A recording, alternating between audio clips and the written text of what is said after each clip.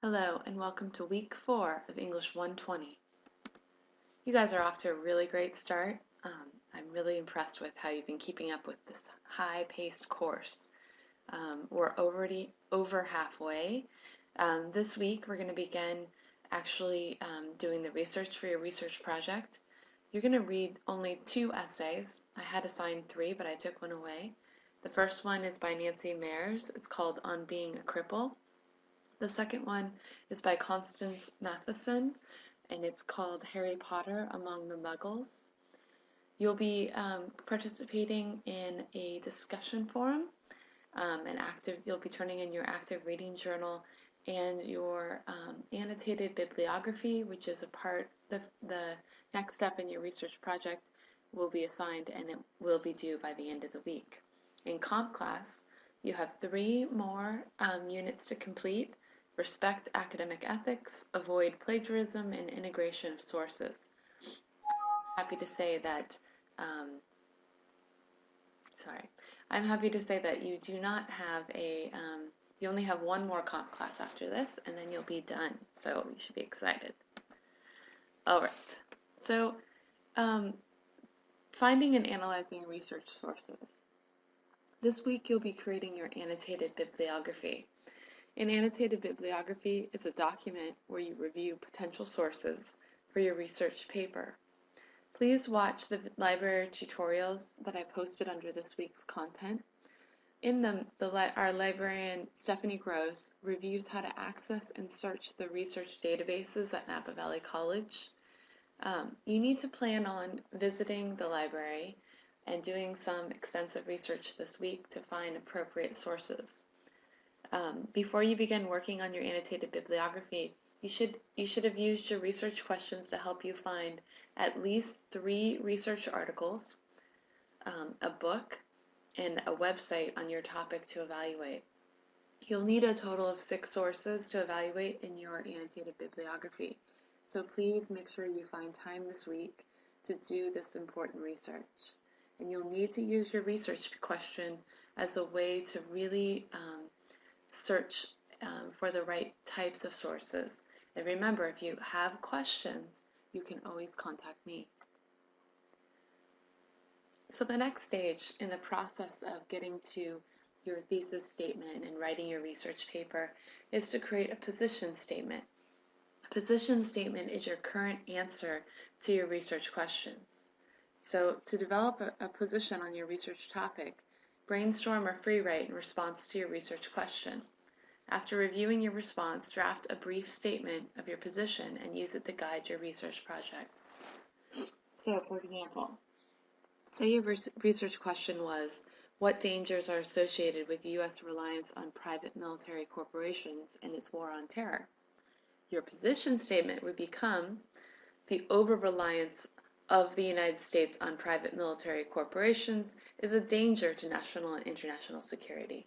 Do you see how the position statement really makes a claim? It stakes out what part of the topic you're going to be defending, basically, in your paper. What is the thing that you're trying to prove with evidence in your paper?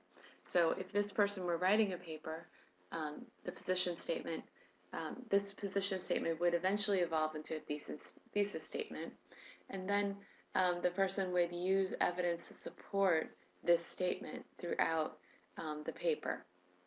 If you need more examples of position statements and more information on position statements, see page 64 in the Bedford Researcher, and the few pages preceding it is also about writing position statements. But that's the point where you should be at in your paper. By the time you are writing your annotated bibliography, you should have a position statement on your topic. So, our first assignment this week is your discussion forum, or conversation. I've posted some study questions that I'd like you to think about as you read Nancy Meyers' essay. I want you to think about, why does Nancy Meyers want to be called a cripple rather than handicapped or disabled? Why does Meyers state life is a lesson in losses on page 216? And what does this mean? And what does she mean by this statement? And what does she mean by this statement? Period. What does it convey about her attitude toward life? Sorry about my typo. What does Mayers mean by I'd take a cure, I just don't need one? Okay, I really want you to think about those as you're reading. Then when you go, as you're actively reading. Then when you go to the discussion forum, I want you to use those questions and examples from the text to write a post about how Mayers is writing about both her individual experiences and the experiences of being part of a subset of society, crippled. How does this define who she is? How does it not define who she is? Can you think of examples of other people, either from the essays we've read for this class or your own experiences, where people were defined by their disability or class or something else? How did this make him or her feel? And if applicable, how did he or she rise above it? Please make sure you use several examples from the text in order to support what you are saying. All right, your active reading journal. It seems like a very short entry, doesn't it? But it's something, I want you to do this as a warm-up for your annotated bibliography. I want you to evaluate Matheson's essay as if you're writing an entry for your annotated bibliography. That means I want you to summarize and evaluate what she's saying in her article.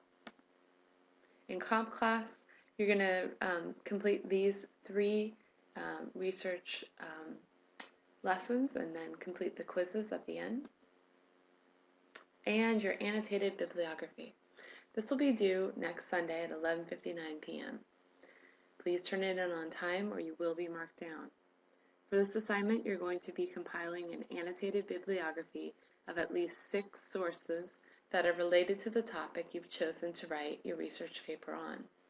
Types of sources that you need to use, as I mentioned before, you need at least 3 research articles, a book, and a website to evaluate. So what is an annotated bibliography? It's a list of citations to books, articles, and other resources. Each citation is followed by several descriptive and evaluative paragraphs, which is called the annotation. The purpose of the annotation is to inform the reader of the relevance, accuracy, and quality of the sources cited. The process. The first stage is to go to the library and find sources. You need to identify 6 sources you feel are relevant to your research topic. The second step is to create citations for each source in MLA format. Look at Chapter 21 of the Bedford Researcher for details on how to cite sources. And we will be going into detail about how to do this next week before you write your research paper. But you need to work on it this week and practice. Write concise annotations that summarize the central theme and scope of your sources. These annotations should include several paragraphs where you summarize the source. You're going to write an objective and accurate summary of the article, focusing, remember we went over how to summarize in the comp class, focusing on the publication and the writer's thesis, and the most relevant key points the writer makes. You also want to talk about why establish the ethos of the writer. Why is this writer an expert in this area? You want to evaluate the source. Explain why you've chosen the article, including why you find it to be reliable. Evaluations can discuss the reliability of the source, the relevance of the source, how it relates to the overall conversation about the topic, the currency or the logic or the style, and more. Evaluations don't have to be 100% positive, but they should show that the source has enough strengths to make it worthwhile for others to read and use. And then I want you to respond to the source. You describe how the source affects your own opinions about the topic that you're writing about. This is where you really get to give your opinion, okay? Now, there is a sample annotated bibliography uploaded under the assignment folder. So when you click on the assignment, you'll see there's a downloadable sample entry. I want you to download that and really read through it to see what a sample entry looks like. You'll need to make 6 of those just like that. If you have questions, again, hopefully you're watching these videos the first or second day of the week so you can contact me if you have questions. All right, next week we'll actually be drafting our paper. so get ready. And we'll be doing our last comp class next week. All right, that's it for today. Please let me know if you have any questions. I look forward to reading your work online.